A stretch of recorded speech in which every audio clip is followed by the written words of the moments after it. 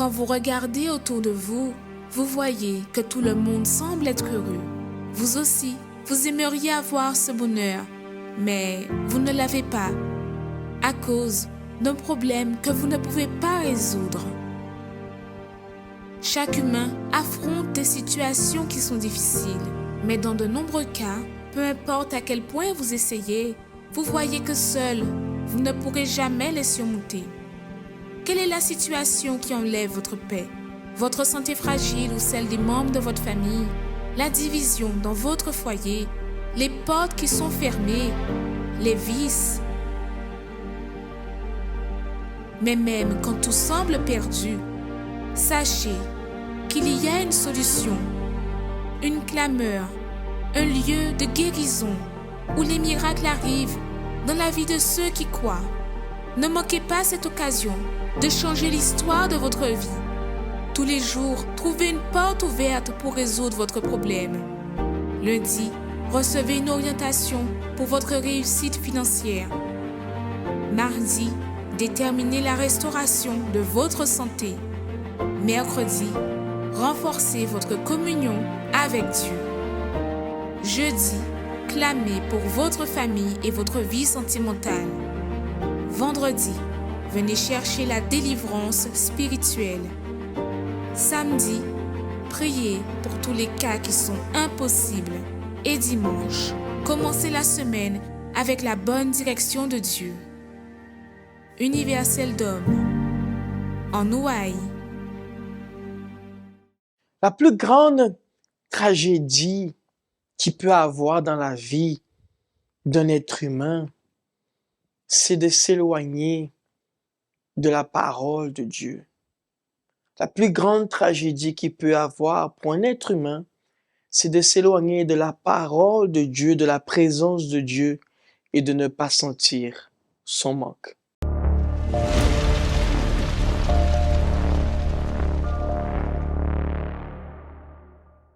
L'une de ces tragédies que je viens de citer est l'une des principaux, si je peux dire cela, des tragédies que beaucoup de personnes n'arrivent pas à résoudre parce qu'il y a parfois ce manque de confiance. Nous sommes êtres humains et nous avons cette habitude de confier en l'homme, de confier en ce que l'homme nous dit. Et même aujourd'hui, beaucoup constatent que la parole de l'homme aujourd'hui a perdu sa valeur. La parole que l'homme, il annonce en faveur d'une personne, en faveur de quelqu'un, parfois cette parole, elle perd de la valeur. Combien d'entre vous qui êtes ici et qui est en train d'assister à cette émission, Arrêtez de souffrir, et qu'on vous a déjà donné tant de paroles, vous avez déjà reçu tant de belles paroles que là derrière, là devant se sont retrouvés, vous vous êtes retrouvés avec des paroles qui étaient fausses en vérité, des paroles trompeuses, des paroles alléchantes juste pour pouvoir vous amadouer. Vous savez que aujourd'hui, la parole de l'homme n'est plus comme avant. Avant, lorsque l'homme parlait une chose, il accomplissait ce qu'il disait, il allait jusqu'au bout. Aujourd'hui, nous voyons que beaucoup de personnes sont méfiantes parce qu'il y a déjà eu tant de personnes qui ont déjà déçu, qui ont déjà trahi, qui ont été infidèles, des personnes qui ont promis, mais que là derrière, on aurait dit que toutes ces belles paroles, cette personne a oublié, ces promesses qui ont été faites. Et nous voyons qu'aujourd'hui, que la parole de l'homme est considérée maintenant comme inutile. C'est pour cela que nous voyons qu'aujourd'hui, maintenant, les personnes attestent sur papier. Parce que cela, maintenant, est juridique. Mais où nous voulons venir avec cela? Il y a un Dieu qui a promis en faveur de nous que nous puissions avoir la paix, premièrement, que nous puissions avoir la joie. l'amour, que nous puissions avoir cette tranquillité à l'intérieur de nous. Peut-être que vous êtes ici, vous nous assistez, et vous n'avez pas cette tranquillité à l'intérieur de vous. Vous n'avez pas cette paix. Une paix qu'en vérité n'est pas une paix comme vous avez déjà reçue. Aujourd'hui, ça va, mais demain, la moindre petite situation, je replonge. Non. Une paix qui, en vérité, lorsque nous recevons, plus rien ne peut me contrarier, plus rien ne peut m'empêcher d'être en paix à l'intérieur de moi. Et c'est ça, à travers de ce témoignage, que j'aimerais vous montrer en ce moment, que vous puissiez voir cette personne, cette femme qui a reçu cette paix à l'intérieur d'elle. Une paix que, aujourd'hui, tant de personnes, mais quand je dis tant de personnes aujourd'hui n'ont pas. Des personnes qui sont frustrées, des personnes qui sont, mes amis, accommodées, qui sont frappées de gauche et de droite, des personnes qui aujourd'hui ne savent plus où mettre la tête, où reposer la tête. Vous savez que lorsque nous parlons que nous reposons la tête, c'est parce que nous avons trouvé un endroit tranquille. Mais aujourd'hui, beaucoup de personnes vont à gauche, à droite, ne savent pas comment s'en sortir. Mais j'aimerais vous montrer qu'à travers cette émission, arrêtez de souffrir. Il y a une solution pour vous, monsieur. Il y a une solution pour vous, madame. J'aimerais que vous puissiez assister à ce témoignage de cette femme et on se rejoint juste après cela en faveur de chacun d'entre vous. Ne partez pas, restez, car j'ai une annonce à vous faire dans quelques minutes. À tout de suite.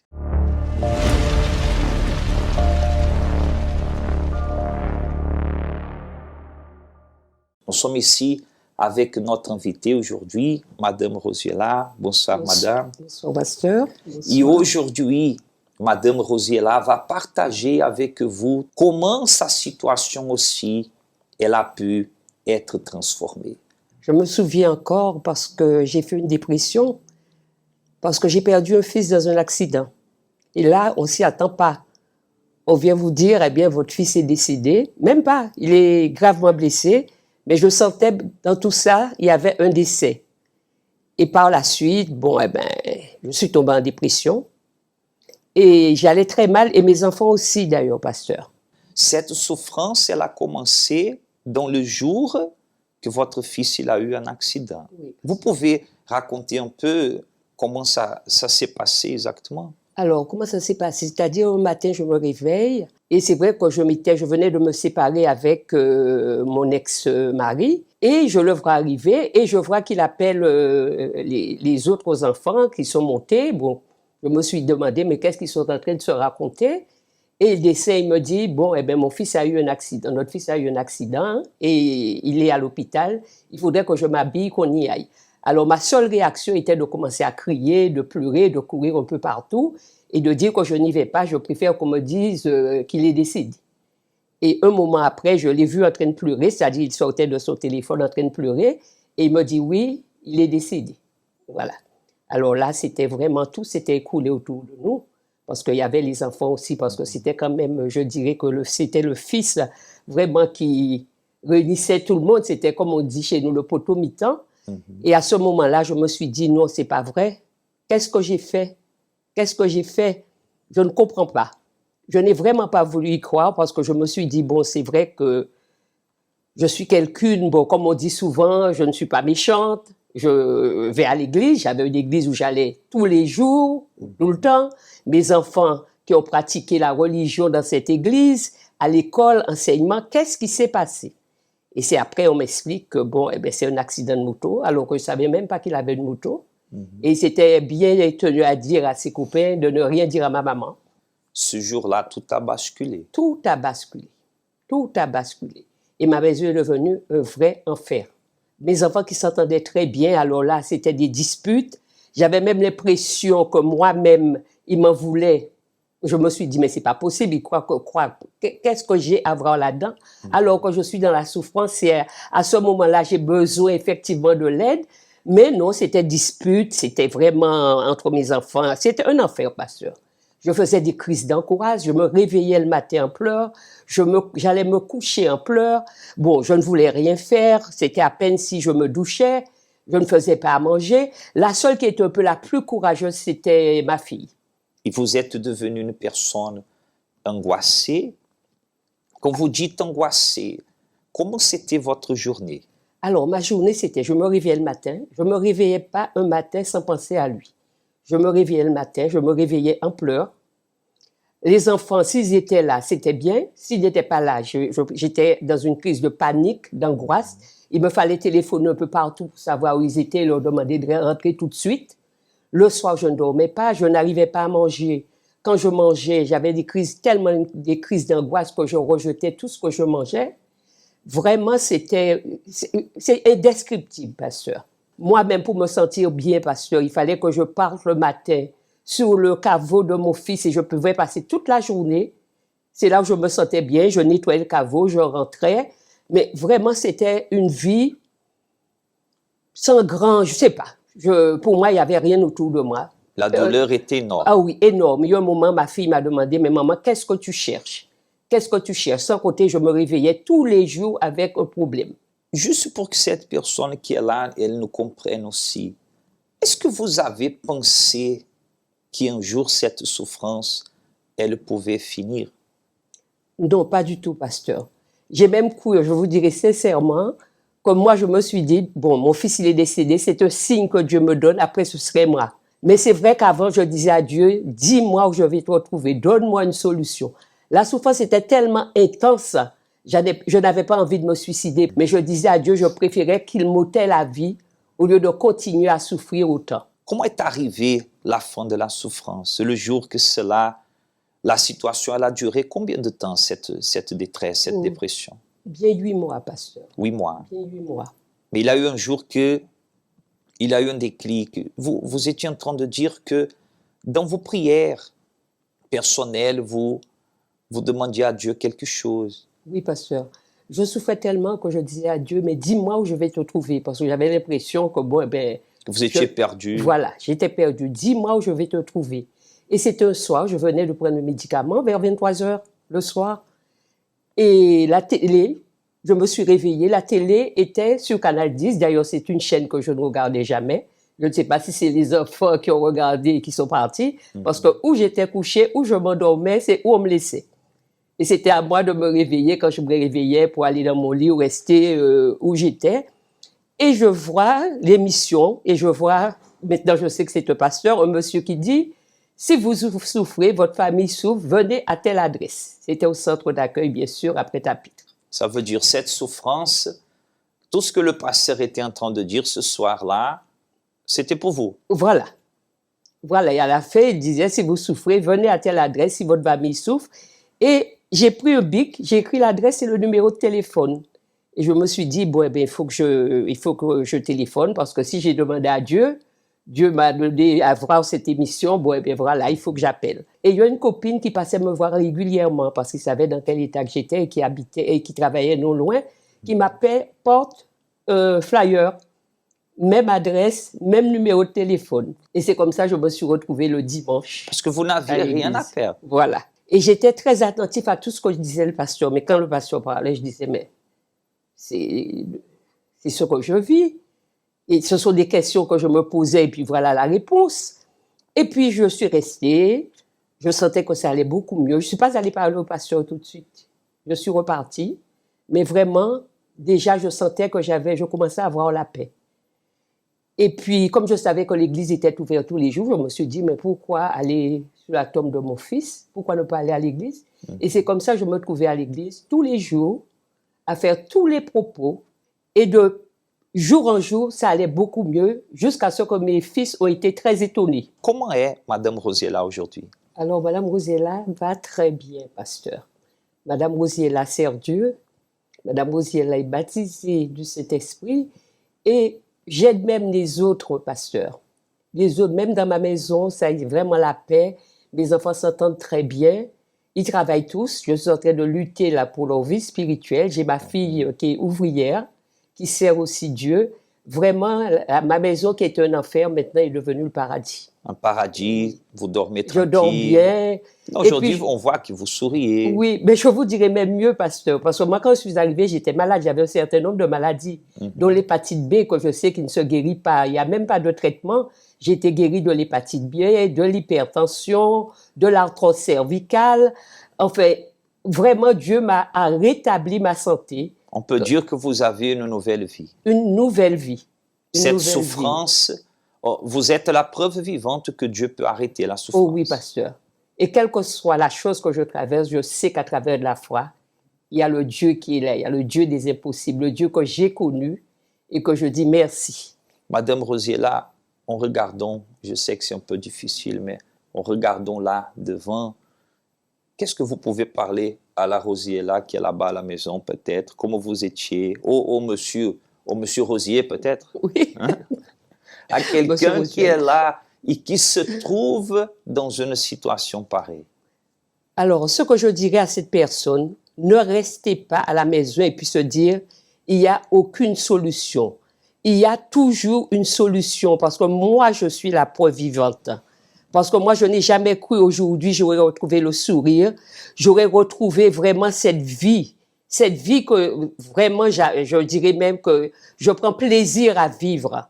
Alors, ne restez pas chez vous. Venez, vous avez l'adresse au centre d'accueil. C'est où on va vous faire connaître vraiment le Dieu vivant, le Dieu des impossibles. Parce que Dieu ne nous a pas mis pour que nous puissions souffrir. Nous restons à souffrir. Il est là.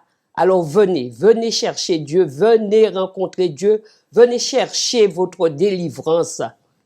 Vraiment, vous allez gagner.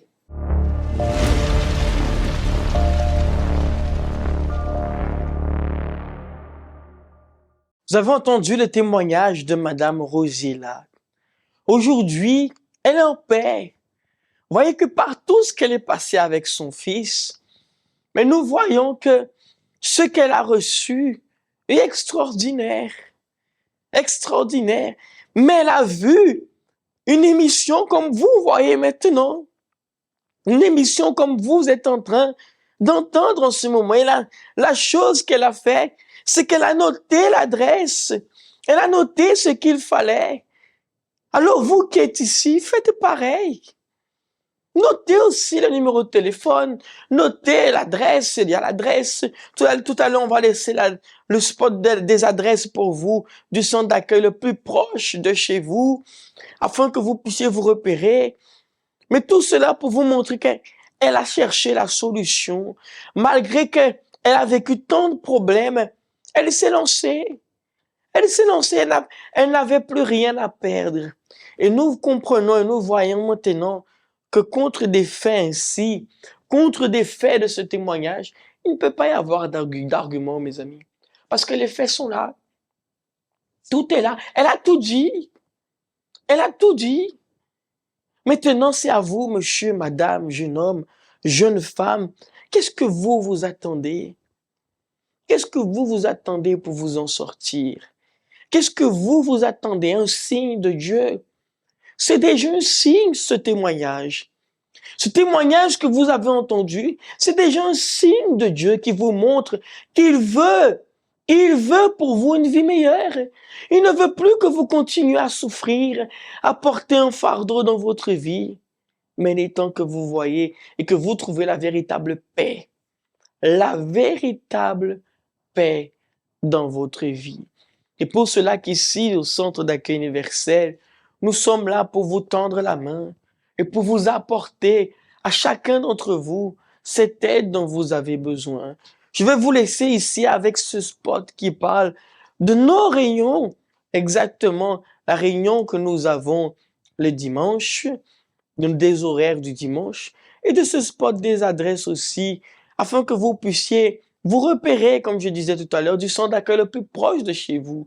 Parce que nous sommes peut-être pas loin, et même si nous sommes loin, il est temps que vous puissiez changer votre histoire. Il est temps que vous puissiez changer votre situation. C'est pour cela, nous sommes là à votre disposition, là dans notre centre d'accueil, ici aussi, des abîmes.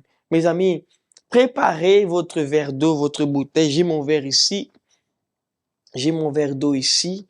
Et dans un moment, nous allons faire la prière avec chacun d'entre vous. Zot tout qui besoin de prière, zot besoin de force, zot besoin que bon Dieu bazote force, que bon Dieu roule les autres. Alors nous allons parler bon Dieu pour nous dire qu'on a que nous besoin. Nous besoin environ nous. Peu importe la zoé, peut-être zot à l'hôpital pour santé à zot, peut-être zot en prison, zot besoin de force. Nous demander bon Dieu force. Peut-être zot là à casa zot, ils ont découragé. Mais bon Dieu qui bazote la vie pour vous pouvez continuer à avancer. Assistez à ce spot-là, c'est pour ce spot-là, ça, et nous allons genoux juste après. Vous êtes prêts? Vous êtes prêts pour une nouvelle semaine? Prêts à aller au travail? Pour vos projets et démarches en cours? Pour la course d'amener et récupérer vos enfants à l'école? Pour aller dans les magasins avant leur fermeture? Prêt à affronter les compromis que vous avez?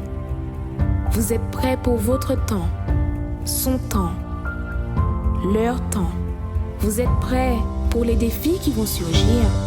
Préparez-vous, renouvelez votre esprit, renouvelez vos forces. Débutez votre semaine en ayant la bonne direction de Dieu dans votre vie. Pour que votre semaine commence bien, tous les dimanches, participez à des réunions spéciales. À 7h ou 9h30, la concentration de foi et de miracles. À 15h, la prière de la délivrance. Et à 16h30, l'étude biblique. Pour plus d'informations, contactez-nous sur notre ligne amie 24h au 05 90 28 33 83 ou envoyez-nous un message par WhatsApp au 06 90 55 16 70.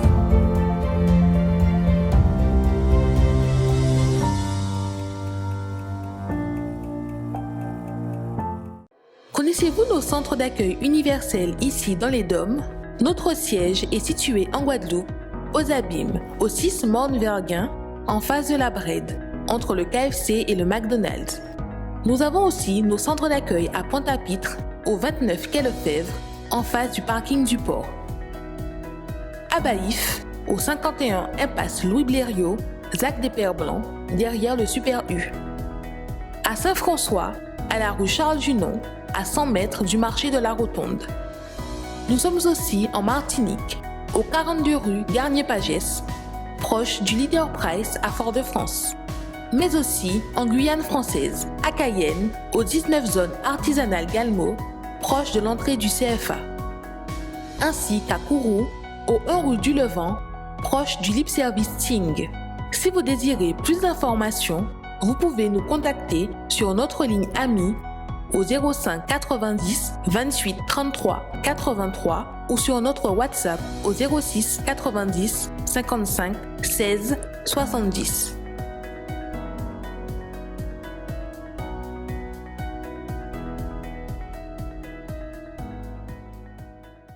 Vous avez pu voir le spot qui parle de nos adresses, de chaque centre d'accueil ici, dans les Dômes. Et vous êtes la bienvenue à être là. La bienvenue pour recevoir une direction. Mes amis, une direction. Peut-être la même direction qu'elle a reçue, mais qui va vous permettre d'avancer, qui va vous permettre de sortir, pardon l'expression, mais de cette ancienne vie qui ne vous plaît pas pour une nouvelle vie. Une nouvelle vie. Alors prenez cette décision, ainsi comme elle a pris cette décision de venir pour voir de ses propres yeux si ce qui est dit là derrière cet écran est réel ou pas, est vrai ou pas. Alors c'est à vous, chacun d'entre vous, de prendre cette décision et d'être là afin de tourner une nouvelle page et d'aller de l'avant, de recevoir là, dans votre vie, à l'intérieur de vous, excusez-moi, une nouvelle vie en vérité, parce que le Seigneur, il accorde cela. Il enlève la vie de souffrance pour donner une vie de paix, de joie et d'allégresse et surtout de tranquillité. Alors c'est à vous de prendre cette décision. Ici, nous sommes situés au 6 Mont-Verguin, là, en face de la Brède qui se trouve entre le KFC et le McDonald's. C'est à vous. J'aimerais vous demander, préparez ici votre verre d'eau, votre bouteille d'eau. On va vous laisser ce spot de prière et on va enchaîner tout de suite. On va enchaîner tout de suite à travers de la prière. Regardez ce spot, à tout de suite. Parler avec bon Dieu, c'est ça nous toutes besoin. C'est lui qui a nous force pour nous arriver à affronter toute difficulté qui vienne contre nous. Pareil en de l'eau, c'est moment à la prière. Seigneur mon Dieu, mon Père, je prie en ce moment en faveur de chaque personne qui est en train de nous assister. Des personnes qui passent par un problème, par une difficulté, une souffrance, une douleur intérieure. Des personnes qui ne trouvent plus le sommeil, des personnes qui souffrent, Seigneur, des personnes qui versent des larmes jour après jour, des personnes qui gardent un sentiment mauvais à l'intérieur d'eux de vengeance, de haine, à cause de la souffrance, de la situation qu'ils vivent. Mais Seigneur, je te demande, bénis chacun d'entre eux, va à leur rencontre, Seigneur, et viens apporter le meilleur dans leur vie, le meilleur dans leur chemin. Enlève cette souffrance, enlève ce qui est en train de les faire souffrir, ce qui est en train de les apporter, cette douleur qui est là à l'intérieur, cette douleur que personne ne voit, mais qui existe, qui fait que cette personne, à chaque fois qu'elle pense à cette situation, les larmes coulent. Ah mon Père, je détermine qu'à travers de cette eau que je consacre et je bénis, qu'au moment qu'ils vont boire de cette eau, qu'ils soient relevés, qu'ils soient, mon Dieu, guéris, que le miracle s'accomplisse et que cette eau soit un signe de plus qui montrera que Dieu est avec elle, est avec lui. Mes amis, là où vous êtes, buvez de cette eau au nom de Jésus.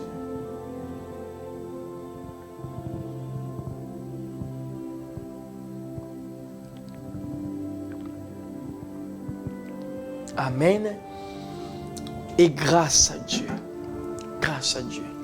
Vous qui êtes en train de me regarder ici, dites-vous une chose, il y a une solution pour chacun d'entre vous.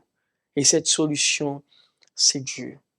Pour ma part, c'est un plaisir. Je vous dis que l'Éternel vous bénisse, qu'il vous accompagne et bonsoir de chez vous.